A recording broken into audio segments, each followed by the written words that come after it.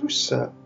Content de ce que nous gagnons l'occasion, encore une fois, pour souhaiter la bienvenue dans notre parole du jour.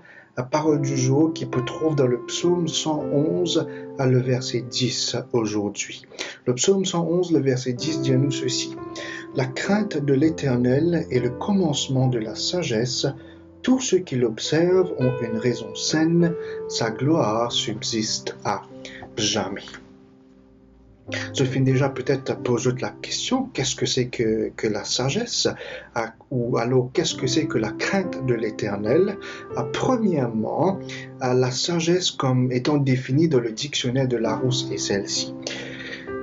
Et dis-nous que la sagesse est la qualité de quelqu'un qui fait preuve d'un jugement en droit, sûr et qui est averti dans ses décisions. Une autre définition que le Larousse aussi donne nous est celle-ci. Il dit à nous que c'est un idéal supérieur de vie proposé par une doctrine morale ou philosophique. Mais nous content de ce que la parole de Dieu donne nous une définition telle qu'il nous fait lire. Il dit à nous que la crainte de l'Éternel est le commencement de la sagesse. Nous sommes capables aussi de poser la question donc, qu'est-ce que c'est que la crainte de l'Éternel? Quand nous cause de la crainte de l'Éternel, est-ce que ça veut dire qu'il nous peut gagner paix, qu'il nous a une certaine frayeur quand nous peut tenir nous devant Dieu? Pas tout à fait.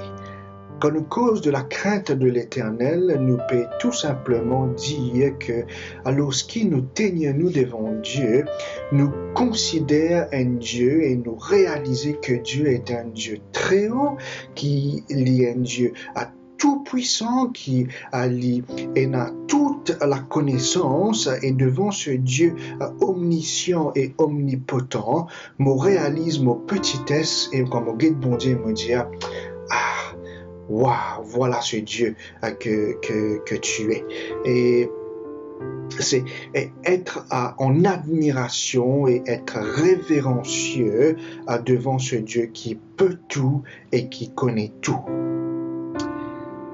Le texte continue, il dit que tous ceux qui l'observent ont une raison saine. Tous ceux qui observent quoi exactement? Pour gagner un élément de réponse à cette question, nous disons à quelques versets auparavant, dans le verset 7, à la deuxième partie, quand il cause des ordonnances, c'est-à-dire toutes ces ordonnances sont véritables. Je comprends à ce moment-là, et laissez-moi dans ce même élan de pensée vous suggérer que à la personne qui est sage, la personne qui fait preuve de sagesse, n'est pas tout simplement une personne qui a une connaissance intellectuelle de ce que Dieu finit révéler, de ce que Dieu finit ordonner, de mon précepte et principe qui bon Dieu finit donner. Mais non seulement cette personne a cette connaissance, mais c'est aussi cette personne qui vive la sagesse de manière pratique, qui applique dans la vie de tous les jours et en toutes circonstances. Ça, c'est la personne qui est sage. Ce n'est pas assez d'avoir une connaissance intellectuelle, mais pour pouvoir être vraiment sage, à mon besoin capable applique les révélations et les principes de Dieu dans ma vie de chaque jour. Et c'est là ma prière pour chacun d'entre nous à ce matin, que cet idéal supérieur de vie soit pour moi et pour vous la crainte de l'Éternel, et en agissant ainsi tous les jours, c'est là qu'il m'a fait preuve de la vraie sagesse. Prions. Père éternel, révèle-toi à nous ce matin, et afin que nous puissions continuer à te suivre, à t'obéir aux préceptes et aux principes que tu nous as donnés, et en ce faisant, faire preuve de la vraie sagesse. Nous te demandons tout cela quand nous te prions dans le nom de Jésus.